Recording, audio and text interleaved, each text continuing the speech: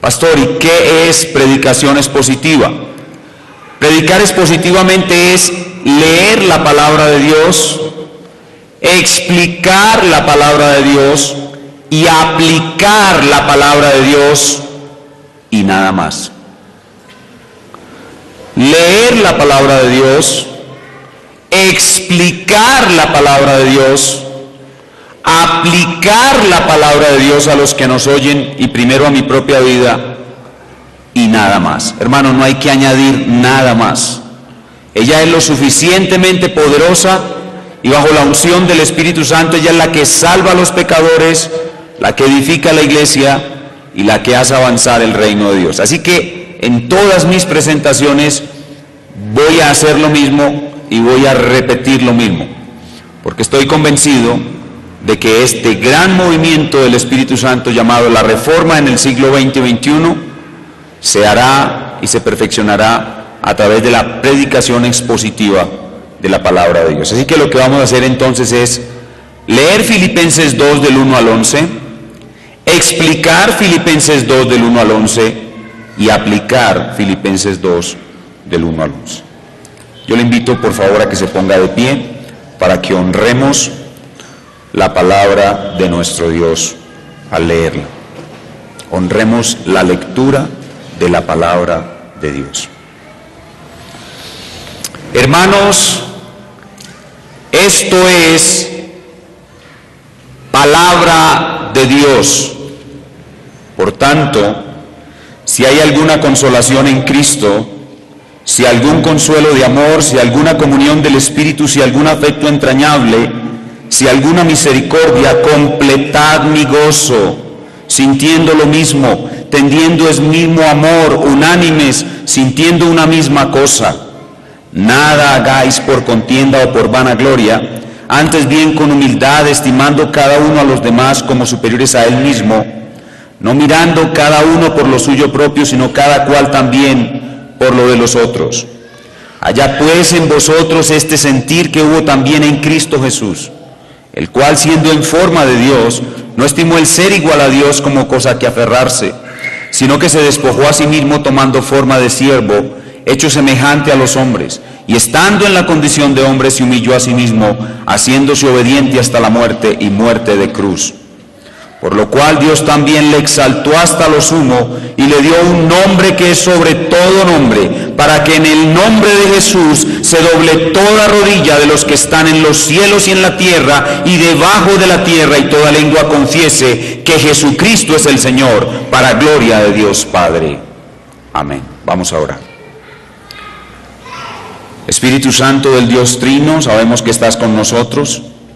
Sabemos que tú has convocado esta reunión y tú lo has preparado todo y nos has reunido aquí para que nosotros veamos la gloria de Cristo. Solo tú, Espíritu Santo de Dios, puedes mostrarnos la gloria de Cristo, y para ello usas la Sagrada Escritura. Haz que la Sagrada Escritura sea expuesta y en la exposición la gloria de Cristo brille delante de nuestros ojos como nunca antes la habíamos visto, para que nosotros, viendo la imagen del glorioso Salvador, seamos transformados en la misma imagen que vemos, de gloria en gloria, como por el Espíritu del Señor. Te rogamos por el hermano que expone la palabra de Dios.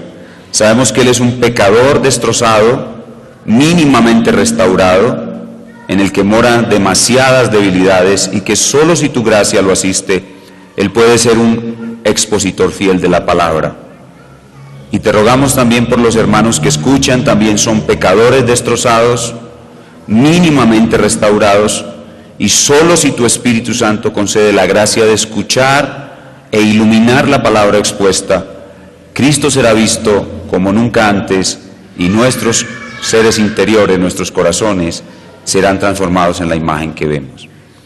Te damos gracias por escuchar nuestra oración y estar con nosotros en esta primera sesión, en el nombre del Señor Jesucristo. Amén. Podemos sentarnos, mis hermanos. Como decía al principio, este texto es un texto clave cuando estamos hablando de la gloria de Cristo. porque este texto contiene, como ningún otro texto, la gloria de su humillación y la gloria de su exaltación. Y uno pensaría que el Espíritu Santo, al darnos esos dos elementos, la gloria de su humillación y la gloria de su exaltación, nos daría un texto sumamente teológico, un texto lleno de riqueza teológica para elevar nuestros pensamientos, para aumentar nuestros conocimientos, para llevarnos a la contemplación de Cristo. Pero lo que el Espíritu Santo ha hecho es todo lo contrario. Además de darnos un texto rico teológicamente, nos ha dado principalmente un texto práctico. Este texto que acabamos de leer es en esencia un texto práctico, está cargado de riqueza teológica, pero principalmente es un texto práctico. Y por eso mantendremos en la exposición ese tenor, ese sentido de practicidad que el Espíritu Santo le ha dado al texto. Y vamos a comenzar diciendo que la iglesia del Señor Jesucristo ha recibido siempre variados ataques, varios tipos de ataques de Satanás ha recibido la iglesia de Cristo, y se pueden ver en el recorrido del libro de Hechos de los Apóstoles. Pero hay dos formas de ataque de Satanás que son muy importantes, y son los desacuerdos que vienen por diferencias de opinión entre los creyentes, casi siempre en asuntos doctrinales secundarios, y los problemas entre hermanos, como por ejemplo ofensas, chismes, malos entendidos, críticas mal hechas o críticas mal recibidas. Ambos tipos de problemas, las diferencias en asuntos doctrinales secundarios o los problemas entre hermanos, enrarecen, alteran la atmósfera de la iglesia, la cual, por dichos problemas, ya no es una atmósfera de amor y unidad como debe ser.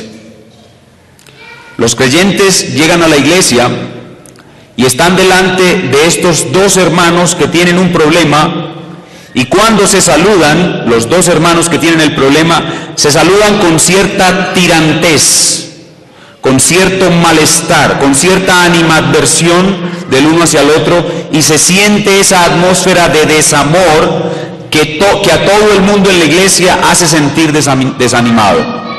Pues la iglesia de Cristo debe tener siempre una atmósfera de amor y unidad. Todos en la iglesia quieren que esos dos hermanos por fin se lleven bien, como en el caso de Evodia y Síntique en la iglesia de Filipos, que vemos ahí en nuestra carta a los Filipenses, en el capítulo 4, versículo 2, Pablo les escribe a Evodia y Síntique que sean por fin de un mismo sentir, y escribe al ministro de la palabra que les ayude a reconciliarse a estas dos hermanas, porque el malestar que hay entre estas dos hermanas enrarece el ambiente de la iglesia, y la iglesia ya no tiene esa atmósfera de amor que debe tener, de amor y unidad que debe tener. Y esto era lo que estaba pasando en la iglesia de Filipos. Y el apóstol Pablo, que estaba encarcelado en el momento en que escribió esta carta, estaba más preocupado porque se había perdido la atmósfera de amor en la iglesia y de unidad en la iglesia que por su propio encarcelamiento.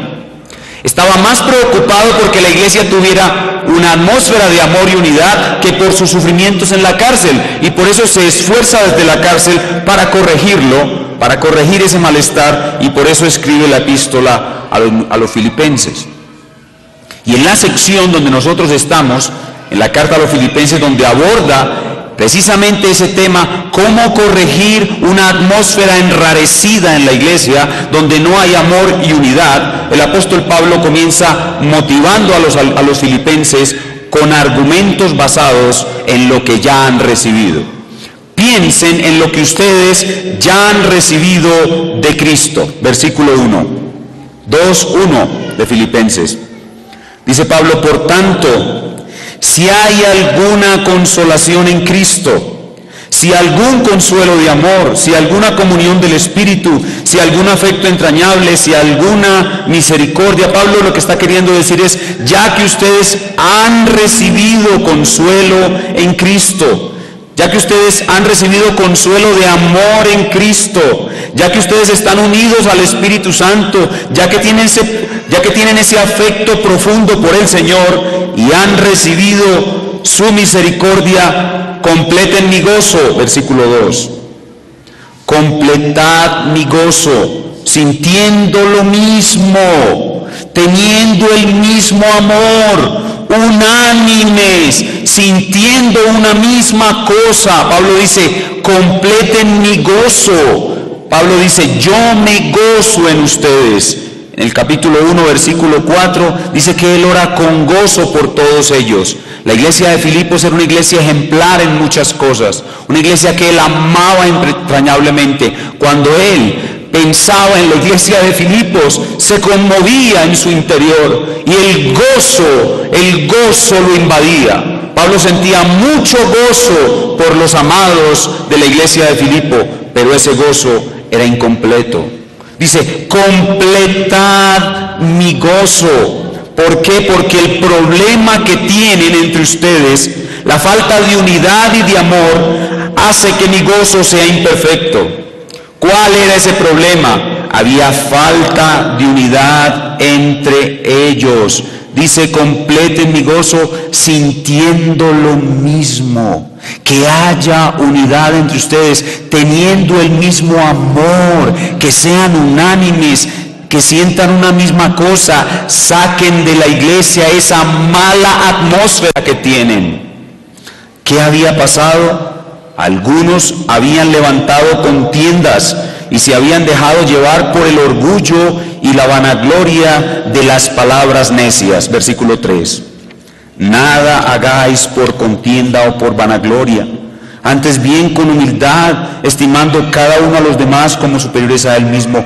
Nada hagáis por contienda y vanagloria. Algunos hermanos habían empezado a contender, algunos hermanos se habían dejado llevar por la vanagloria, el orgullo, y se habían producido estas diferencias, como el caso de Evodia y Síntique. Y Pablo en la cárcel entonces se pregunta, ¿qué debemos hacer? ¿Qué debemos hacer para eliminar esa mala atmósfera, para crear una atmósfera de amor? ¿Cuál es la solución?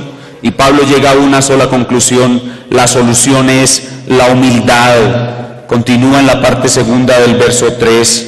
La solución para toda contienda, para toda vanagloria, para toda atmósfera enrarecida en la iglesia es la humildad. Dice, antes bien con humildad, estimando cada uno a los demás como superiores a él mismo. Pero Pablo, la humildad es muy difícil de conseguir.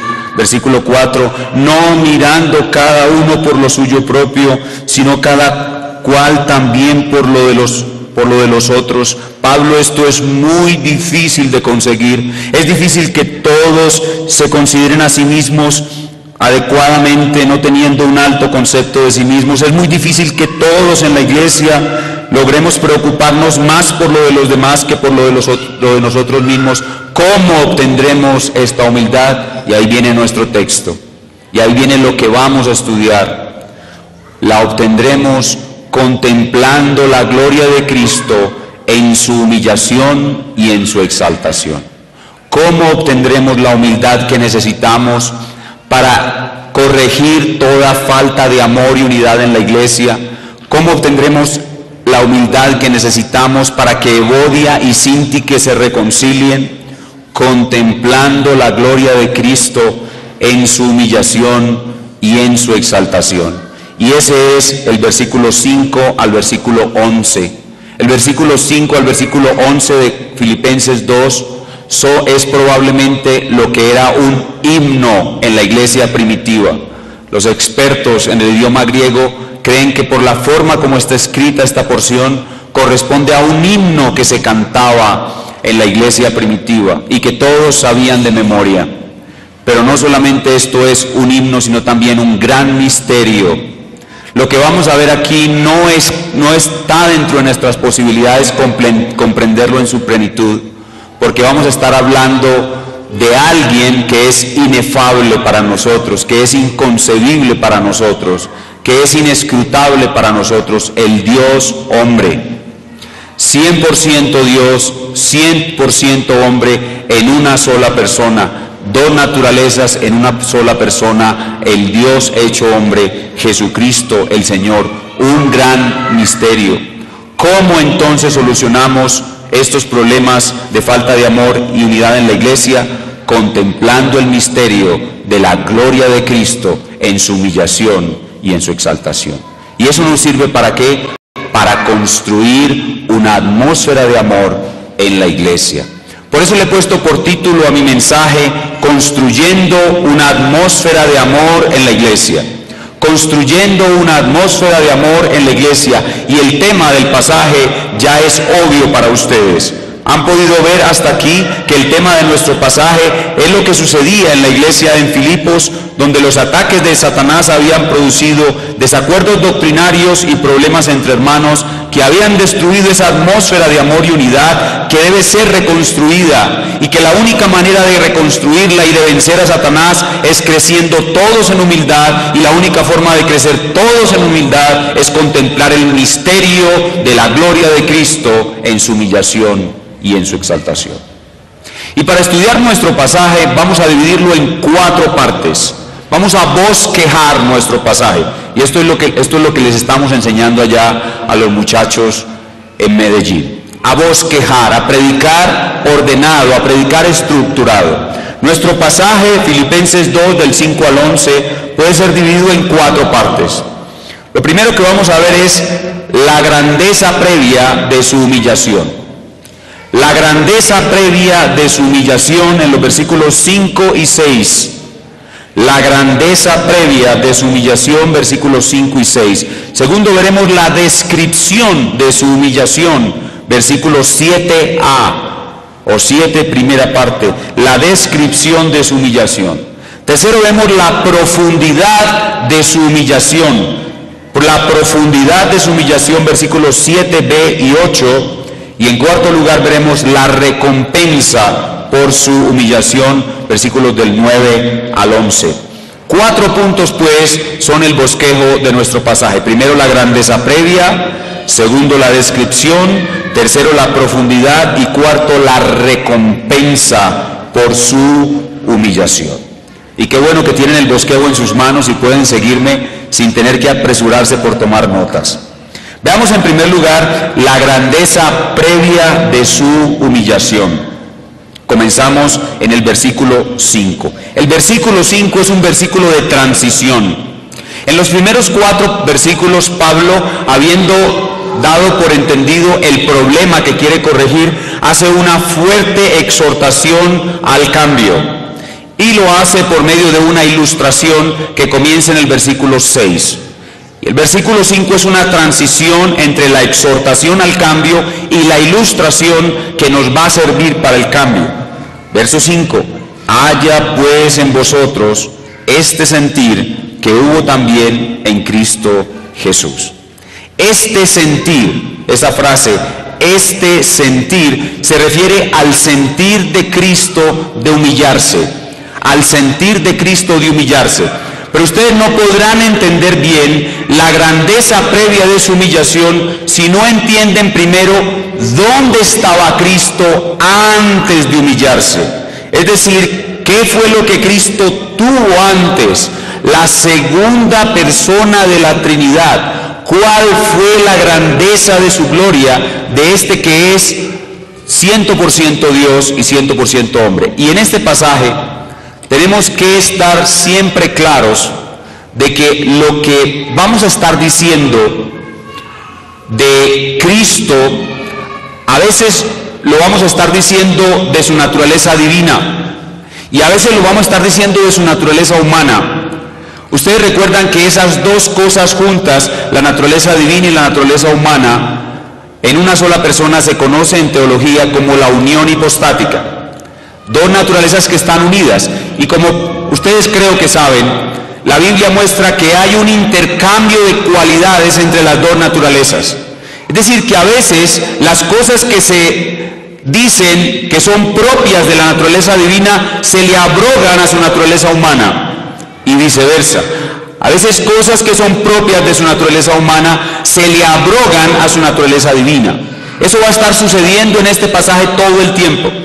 Entonces, cuando hablamos de la grandeza previa de Cristo, la grandeza previa de su humillación, obviamente, ¿a cuál de sus dos naturalezas nos estamos refiriendo? A su naturaleza divina. Entonces, para poder ver la grandeza de su humillación, tenemos que pensar en términos de su naturaleza divina. Y dice en el versículo 5 que Él tuvo este sentir. ¿Cuál sentir? El sentir de renunciar a lo más grande. Pero ese sentir de renunciar a lo más grande vino después de reconocer que Él era el grande.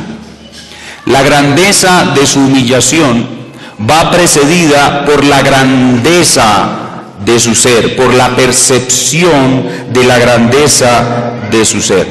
Cristo se despojó, Cristo se humilló, Cristo se vació de algo muy grande, mis hermanos, muy grande, que es incomprensible para nosotros y que no tenemos nosotros.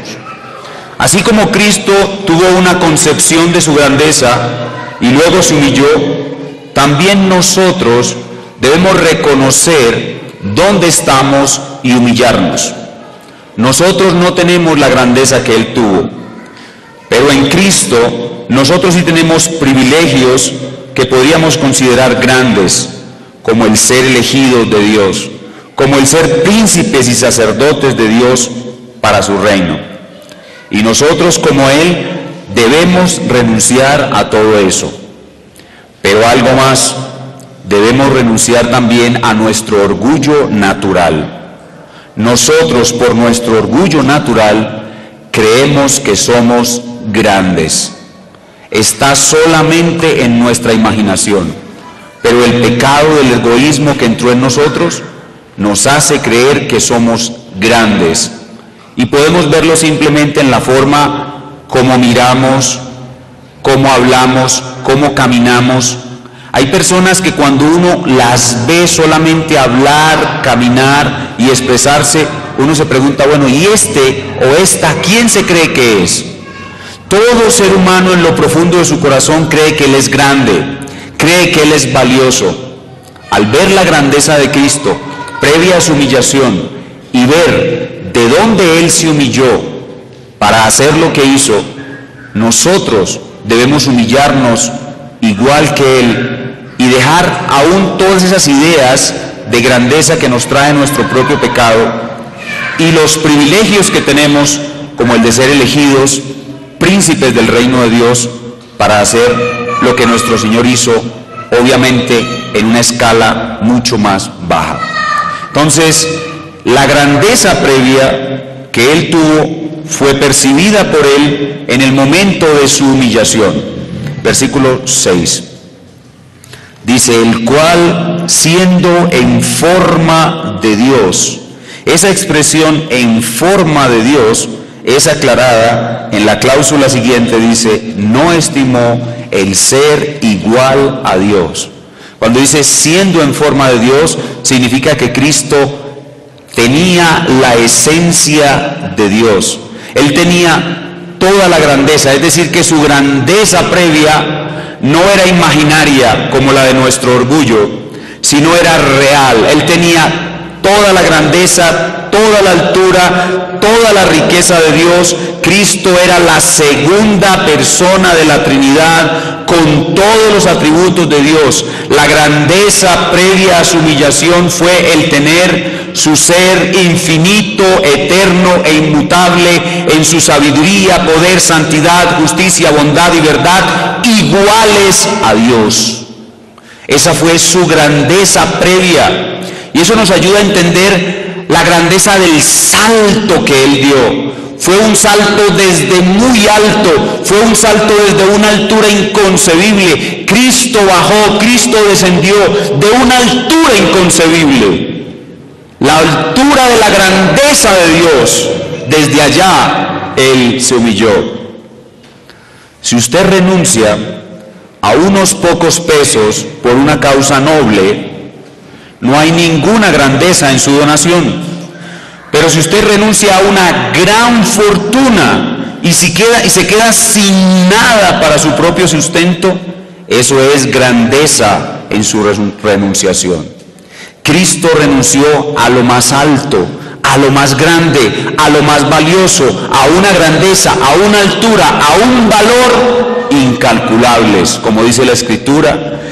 siendo rico, es decir, siendo Dios, se hizo pobre, es decir, se hizo hombre, para que con su pobreza nosotros fuésemos enriquecidos.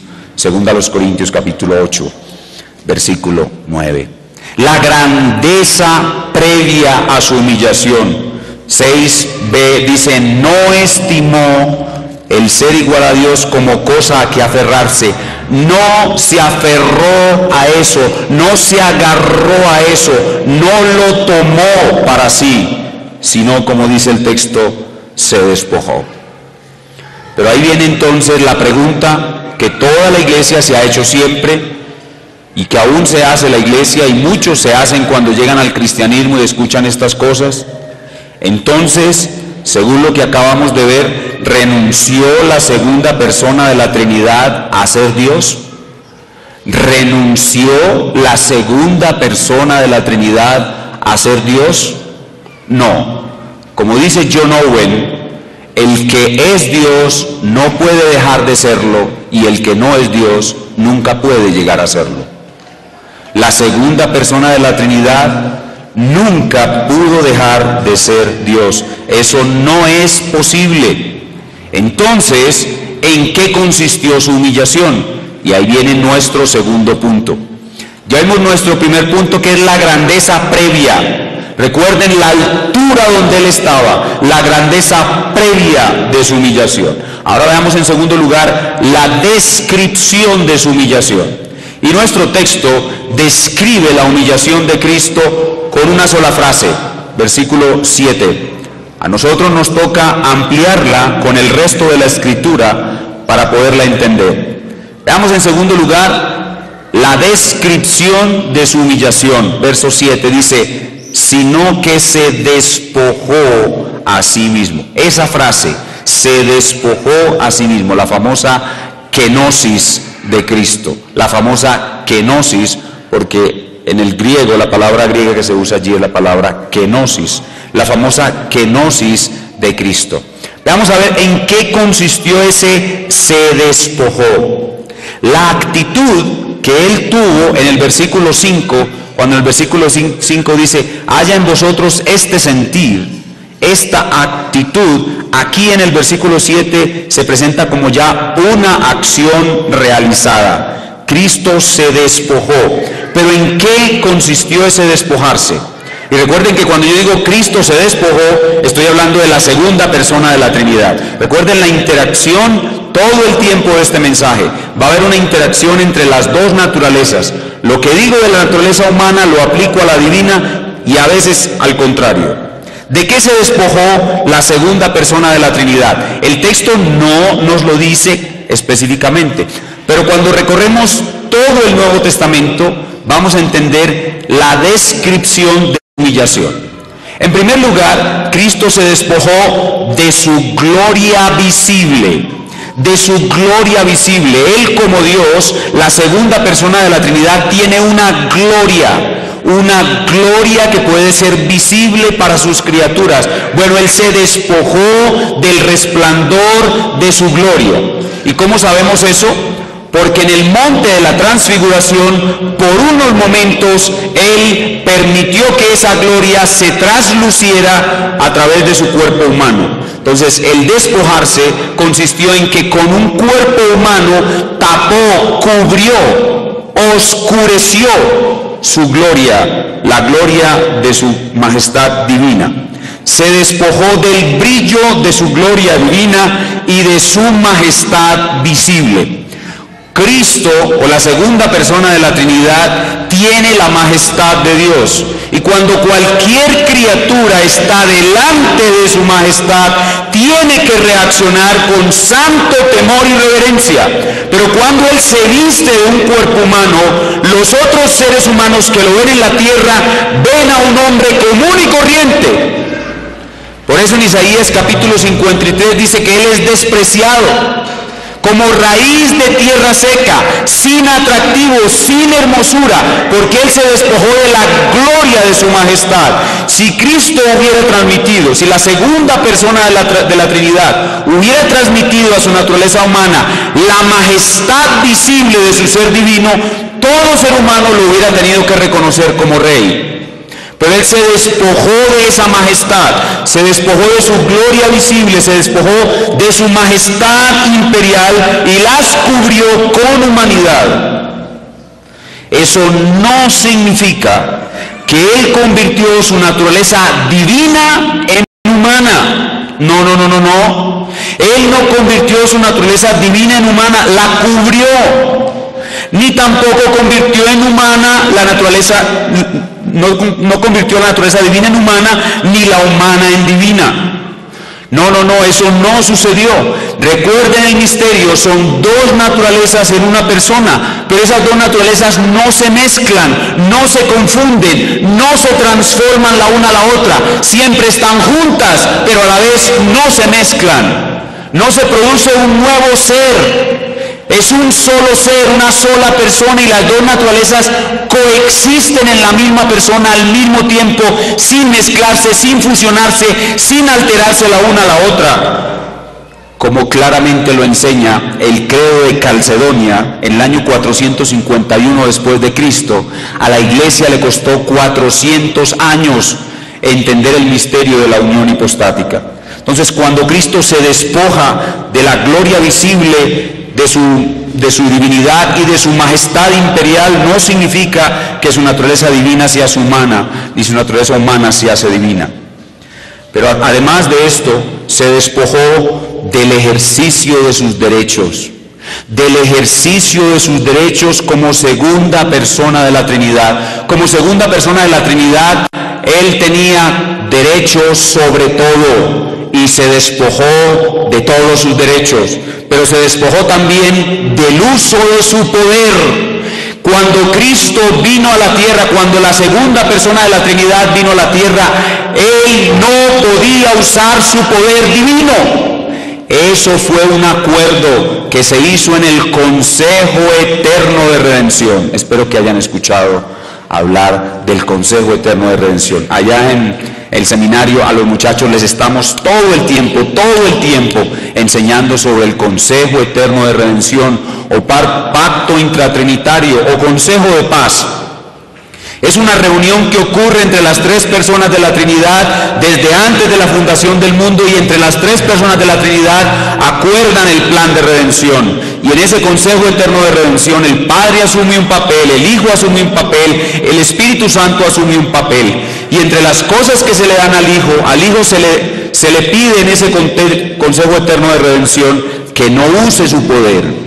Él debe renunciar al uso de su poder divino cuando esté en la persona humana de Jesucristo, y debe usar solo el poder del Espíritu Santo, no su poder, sino el Espíritu Santo que le sería dado. Por eso la tentación del diablo en el desierto tiene mucho sentido. Cuando el diablo le dice a Jesús en el desierto, después de 40 días de ayunar, si eres hijo de Dios, di que estas piedras se conviertan en pan, eso tiene mucho sentido. ¿A qué lo está tentando? A que use su poder divino. El poder de la segunda persona de la Trinidad, el Padre no le había dado esa orden. Por eso cuando su madre María le dice, no tienen vino, él se enoja con ella, porque el Padre no le había dicho que convirtiera el agua en vino. Él no podía usar su poder divino, y por eso él se enoja con ella y le dice, ¿qué tienes conmigo, mujer?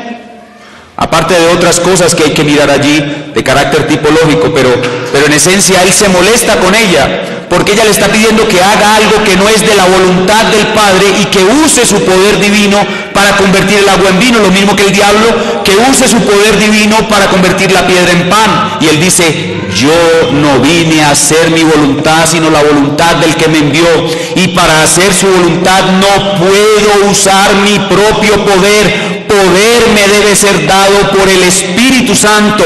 Por eso cuando echa los demonios y los fariseos lo acusan de echar los demonios por Belcebú, él dice, si yo por el Espíritu Santo echo fuera los demonios, ciertamente ha llegado a vosotros el reino de Dios.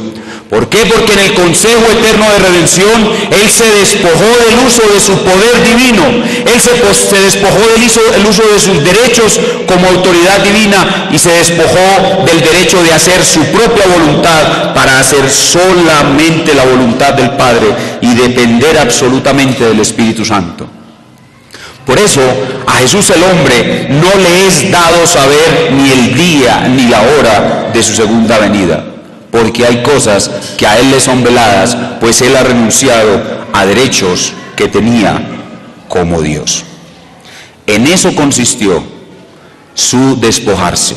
Él se despojó de su gloria visible, de su majestad imperial, de su derecho como Dios, de su poder, del ejercicio de su poder, de hacer la voluntad propia para hacer la voluntad del Padre y depender absolutamente del poder del Espíritu Santo. Por eso Él fue ungido por el Espíritu Santo sin medida.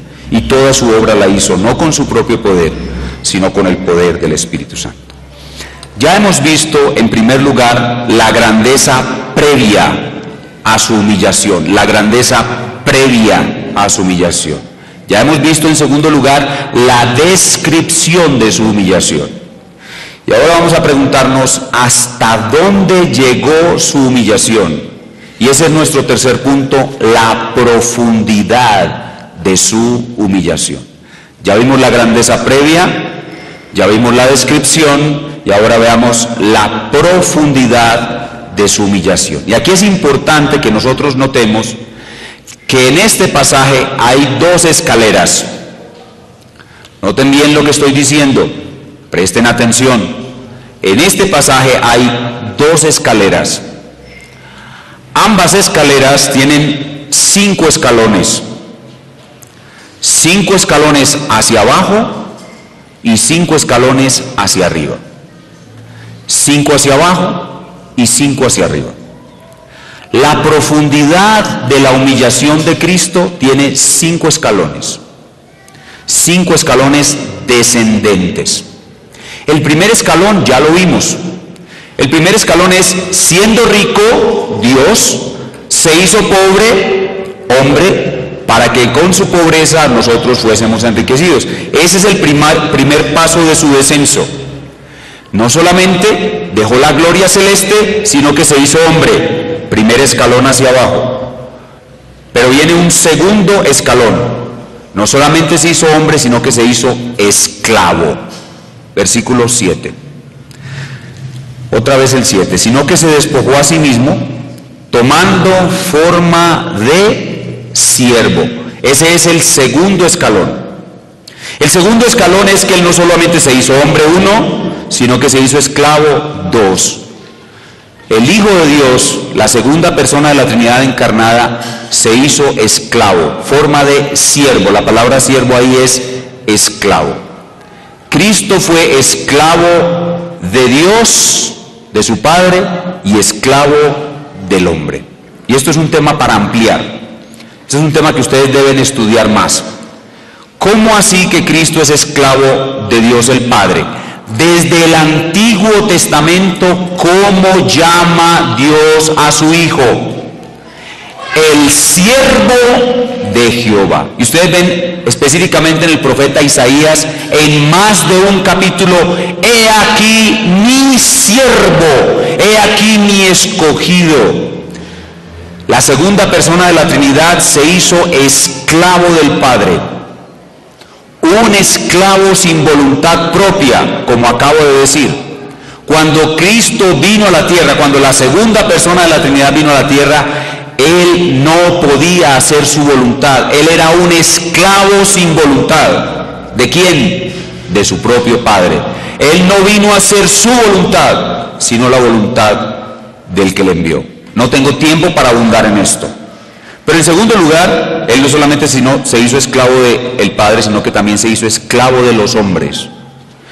Cristo fue esclavo del hombre, el siervo del hombre. Cristo vino a servir al hombre y le sirvió de muchas maneras.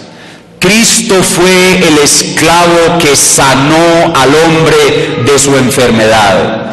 Cristo fue el esclavo que le dio de comer al hombre. Cristo fue el esclavo que le enseñó al hombre. Cristo fue el esclavo que protegió al hombre. Cristo fue esclavo del hombre. Y una de las formas más impactantes en que vemos la profundidad de su humillación como esclavo es la escena de Juan capítulo 13, cuando él le lavó los pies a sus discípulos.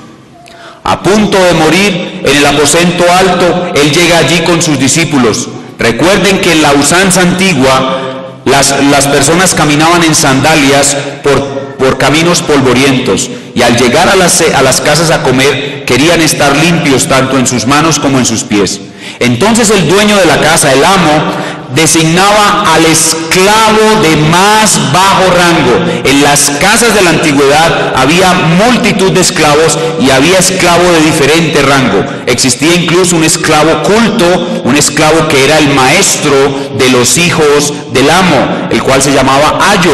El ayo era un esclavo culto. Pero también había esclavo administrador, había esclavo de la cocina, había esclavo de otros oficios domésticos, y el más bajito de todos los esclavos era el que estaba encargado de limpiarle los pies a los visitantes a la casa cuando entraban para comer. Cuando ellos llegaron al aposento alto, ninguno de estos hombres tomó el oficio de esclavo de más bajo rango. Ninguno de ellos. ¿Por qué? Porque ellos todos pensaban que entre ellos eran iguales. Y un esclavo de igual rango no le lavaba los pies a otro esclavo de igual rango. El esclavo le lavaba solo los pies a los que estaban por encima del rango de él. ¿Y qué hizo nuestro Salvador? Él tomó el oficio del esclavo de más bajo rango. Se ciñó una toalla y tomó una vasija y comenzó a lavar los pies uno por uno de sus discípulos, mostrándonos que él vino para ser esclavo del hombre. Él se hizo siervo, esclavo. Ese es el segundo escalón descendente de su humillación. Él, siendo el amo y señor de todo, trató a los que somos sus esclavos como si fuéramos sus amos, y luego murió por nosotros la más horrible muerte, y eso lo hizo para obedecer a su Padre y por amor a nosotros. Entonces, la primera escala descendente es se hizo hombre. La segunda escala descendente es se hizo esclavo. Pero ese dice allí que no solamente dice que se hizo esclavo simplemente, sino que es siervo hecho semejante a los hombres. Eso significa que él bajó no solamente al nivel de esclavo para servir al hombre, sino que padeció todas las necesidades y aflicciones que el hombre padece. Cuando dice semejante a los hombres, significa que él tomó la naturaleza del hombre caído pero sin pecado. Él no tomó la naturaleza de Adán antes de pecar, sino que él tomó la naturaleza débil de Adán después de pecar. Y por eso, pero sin pecado, por eso le dolió, lloró, sintió, vivió y experimentó todo lo que el hombre caído vive, pero sin pecado. Y por eso podía cansarse, tener hambre, turbarse y dolerse. Así que el oficio que él desempeñó como esclavo no fue nada fácil para él, porque él lo desempeñó en medio de gran debilidad, al haberse hecho semejante a los hombres, y eso hace su descenso aún más notorio. La tercera escala descendente es, primero, se hizo hombre, segundo, se hizo esclavo, y tercero dice, se humilló a sí mismo. Continúa diciendo el verso 8. Y estando en la condición de hombre, se humilló a sí mismo.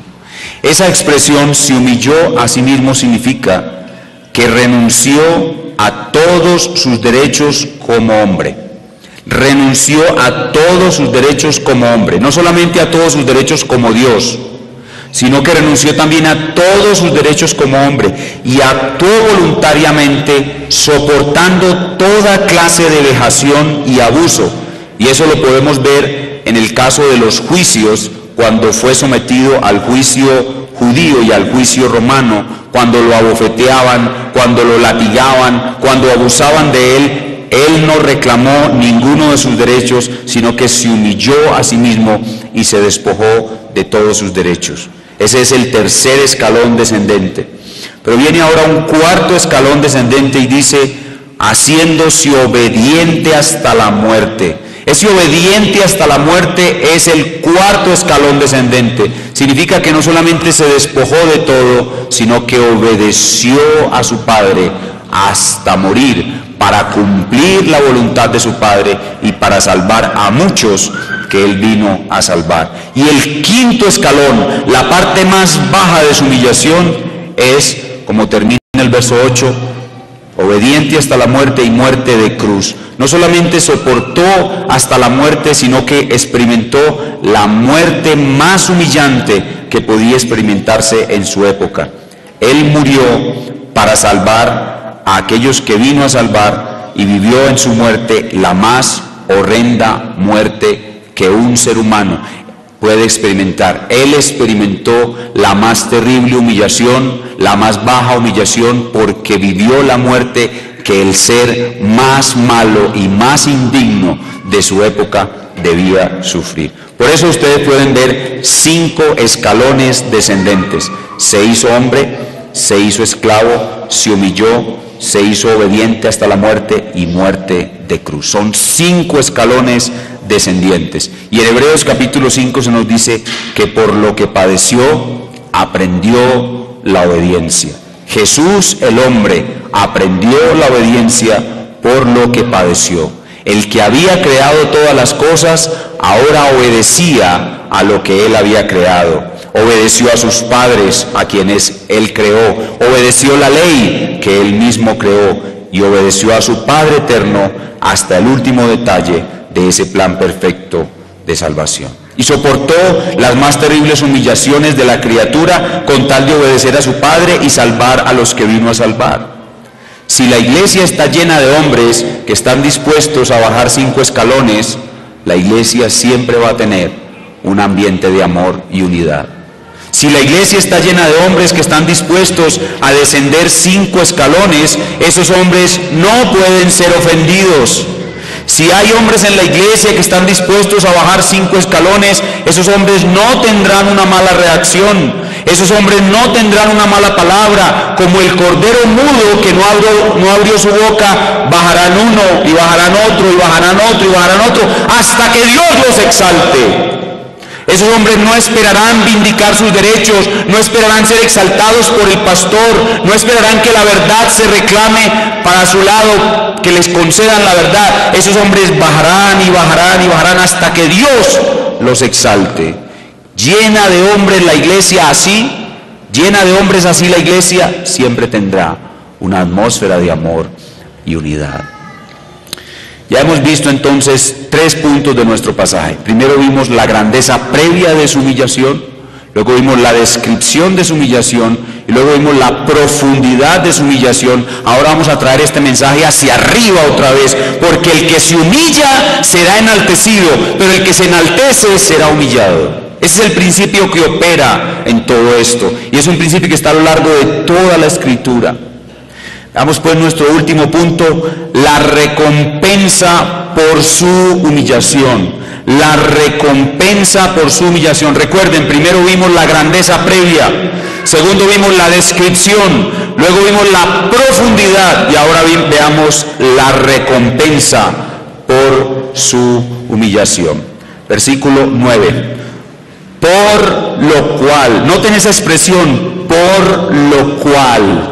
Eso significa que la obra que Él hizo fue perfecta. Ese descenso fue perfecto. La expiación que Él realizó en la cruz fue eficaz. La obra de Cristo fue una perfecta salvación. Y esto se los estamos enseñando allá a los estudiantes en el seminario. Yo les enseño doctrina de salvación. Y la parte más importante de la doctrina de la salvación es la expiación. Entonces, cuando les he dado una definición de expiación, les he dicho, la próxima clase hay quiz, o sea, un examen rápido. entonces llegan al quiz y les pregunto, la pregunta del quiz es, ¿qué es expiación? Entonces les he dado la definición de expiación. Es la muerte sustitutiva de Cristo que cancela la deuda penal que el pecador sustituido tiene con la justicia de Dios. Algunos al principio perdieron el examen. Luego viene la otra clase y les digo, va a haber otra vez quiz. Y todos asustados estudian de todo. Y vuelvo y les hago la misma pregunta. ¿Qué es expiación? Y otra vez, algunos todavía lo pierden. Y así sucesivamente les he hecho por ahí unas 5 veces el mismo examen con la misma pregunta. Y les pregunto, ¿a cuál profesor ustedes tienen que les hace todos los exámenes preguntándoles la misma pregunta? Ninguno. Pero ¿cuál es el propósito que yo tengo en todo esto? Que ellos aprendan que la muerte sustitutiva de Cristo fue eficaz. Cristo nos salvó con su muerte, eso es eficaz. Nosotros no necesitamos nada para ser salvos, Cristo lo hizo todo, no depende de mí, dependió de Él y ya está hecho.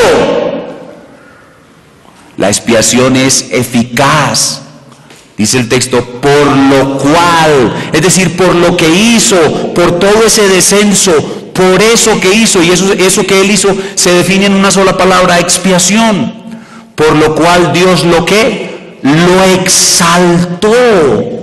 Y escuchen bien, el resto del Nuevo Testamento dice que nosotros tenemos un sumo sacerdote que traspasó los cielos. Que traspasó los cielos. Eso significa que la gloria de su exaltación es tan inescrutable como la gloria previa que Él tenía antes de su humillación. Y esa gloria, la gloria de su exaltación, no la tenía antes porque es la gloria del hombre Jesús. No es la gloria de la segunda persona de la Trinidad porque la gloria de la segunda persona de la Trinidad ha estado intacta siempre. La segunda persona de la Trinidad no puede ser exaltada. Por eso es que no me gusta usar este micrófono porque yo grito mucho y cuando grito siento que ustedes se ensordecen y se aburren. De pronto a continuación ensayo con uno de estos para poder, cuando yo grito me aparto del micrófono, pero como lo tengo aquí, siempre los gritos se ponen muy fuertes y en la iglesia me pasan noticas y me dicen, pastor, no grite tanto. Y yo trato de hacerles caso, pero no puedo, porque es que cuando uno está predicando estas cosas, si usted se para a predicar de Cristo y usted no está apasionado, bájese, mejor no predique. Si usted no se apasiona cuando habla de Cristo, ¡no predique! No predique. Por eso es que yo tengo que gritar, porque soy muy apasionado. El próximo mensaje lo hacemos con uno de estos micrófonos para no aturdirlos tanto. La exaltación de Cristo es inconmensurable y la recibió como hombre. Es Jesucristo el hombre el que fue exaltado a lo sumo. Es Jesucristo el hombre el que tiene una gloria que traspasó los cielos. Y esa frase, que traspasó los cielos, significa que es incalculable. Eso es más o menos como decir que fue exaltado y empezó a subir y a subir y a subir en su exaltación y a subir, y de pronto llegó al cielo y ¡fum! Siguió para arriba y para arriba y para arriba y para arriba y para arriba. Y no podemos seguir diciendo hasta dónde llegó. Esa es la gloria de su exaltación. Pero como resultado ¿de qué? De la gloria de su humillación. Por eso les decía, hay 2 escaleras, una hacia abajo, y la que es hacia abajo tiene 5 peldaños, y otra hacia arriba, y la que es hacia arriba también tiene 5 peldaños. Otra vez el verso 9. Por lo cual Dios, aquí nos está diciendo cuál es la fuente de esa exaltación. ¿Cuál es la fuente de esa exaltación? Dios su Padre. Por lo cual Dios también lo exaltó hasta lo sumo. Y ahora vamos a definir esos 5 pasos hacia arriba, entendiendo lo que quiere decir la Biblia que lo exaltó hasta lo sumo. Presten mucha atención, mejor dicho, ajusten el cinturón de seguridad, que vamos a empezar a volar alto, muy alto. El primer paso de la gloria de su exaltación es la resurrección.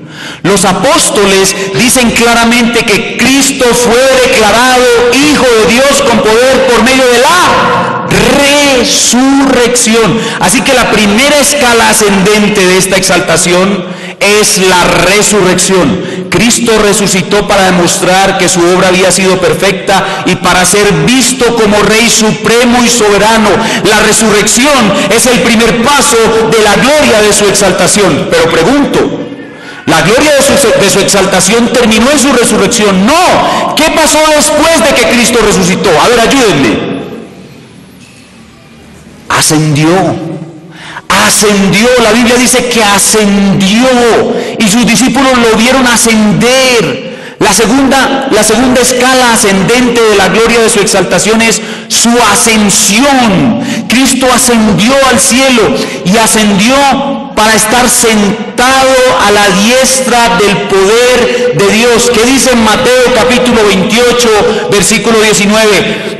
Toda potestad me es dada en el cielo y la tierra. ¿Y eso qué significa? Que Cristo fue coronado con todo poder. Toda gloria se le dio a Él como majestad imperial sobre todo. Tercer paso de su exaltación, coronación. Primer paso, resurrección. Segunda escala ascendente, ascensión. Tercera escala ascendente, coronación. Cristo fue coronado y a Él se le fue dado el poder. Dice, toda potestad, la corona de poder y dominio está sobre mi cabeza. Él es el Rey de Reyes. La corona del poder de la gloria está en Él. Pero no termina ahí. Recuerden que son cinco. 1, resurrección. 2, ascensión. 3, coronación. 4, intercesión. Cuando Cristo sube a la gloria del Padre, Él allí es colocado como sumo sacerdote intercesor. Él no solamente está gobernándolo todo ahora. En Hebreos capítulo 1 dice que Él es el que sostiene los cielos y la tierra con la palabra de su poder, sino que Él está intercediendo por nosotros. Así que parte de la gloria de su exaltación es el ser sumo sacerdote intercesor. Y en quinto lugar, la última etapa de su exaltación, ahí está en nuestro texto, dice verso 9, por lo cual Dios también le exaltó hasta lo sumo, y ahora viene la quinta, y le dio un nombre que es sobre todo nombre, para que en el nombre de Jesús se doble toda rodilla, de los que están en los cielos y en la tierra y debajo de la tierra, y toda lengua confiese que Jesucristo es el Señor, para gloria de Dios Padre. ¿Cuál es la quinta etapa de esa exaltación? El nombre que es sobre todo nombre. ¿Y cuál es ese nombre que es sobre todo nombre? Algunos piensan que es Jesús. No, Jesús es el nombre de su humillación.